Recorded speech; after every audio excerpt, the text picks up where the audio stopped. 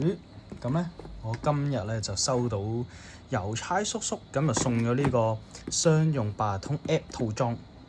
咁啊，呢個咧其實我都係大概2個禮拜前啦，大概你當係3月19、3月20號嘅時候咧，咁咧我就喺即係上網啦，就申請咗呢個商用八達通。咁咧就係佢而家咧係 for 啲的士司機就可以咧免費申請，而且你申請咗咧，你之後有呢部機，你再去用呢部機嘅功能啦，同埋收錢咧，佢咧係唔會收任何手續費嘅。咁我諗佢係想鼓勵多啲的士司機去用啦，咁樣係啦。咁啊呢個盒就下低唔認得OK。咁下低咧係嗰啲收貨地址嚟嘅。好，咁我哋就掀開佢啦。好啊，咁一掀開咧就見到睇下有啲咩先。呢個係咩嚟嘅？3M 嘅一個好似魔術貼咁嘅嘢啦，應該咧一面咧就係黐喺部機，另一面咧就係黐喺架車嘅唔同嘅位置，咁啊 for 你係固定部機嘅。好，咁呢個攞出嚟啦。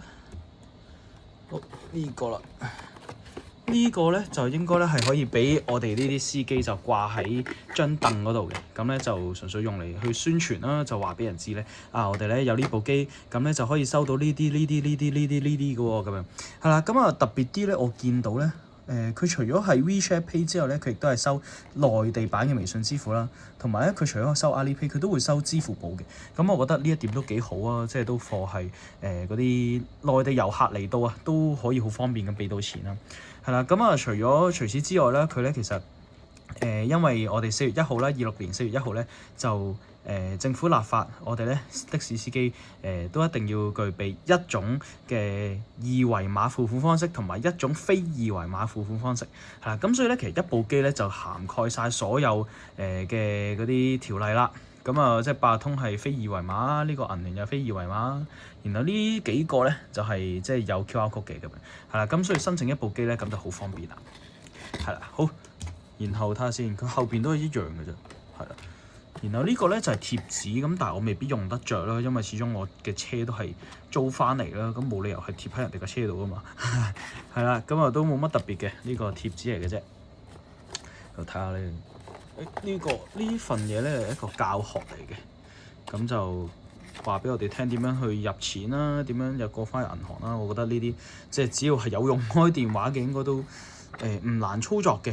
OK 啦，冇乜特別啦，呢啲嘢都識㗎應該。好，咁戲肉嚟啦，呢部機先係個重點，佢先係個主角。好，咁拎佢上手睇下先，點開機咧？呢度有個開機掣嘅。咁撳實佢啦。開到啦。咁幾好嘅係咯，呢部機都幾方便啦。咁我就要連接啦。咁但係喺呢條片入邊唔操作啦。咁遲啲有機會再操作咯。咁佢係一個 Type C 嘅頭啦。咦？呢個係咪入電芯嘅咧？唔知。佢呢度有個喇叭仔。係啦。咁原來啲 F1、F2、F3 就係嗰啲按鍵啦，可能係撳取消啦、撳確定啦嗰啲。好啦，咁除此之外咧，咁我就發現到呢個盒嘅底部佢有條 USB 轉 Type C 嘅頭。咁呢條線都幾長，我諗都係即係方便啲的士司機由嗰個點煙器掕到去部機度，咁就呢個長度就足夠啦。係。咁今日條片咧就到呢度啦。咁有機會咧我再拍點樣去配對呢部機啦。係咁啦，拜拜。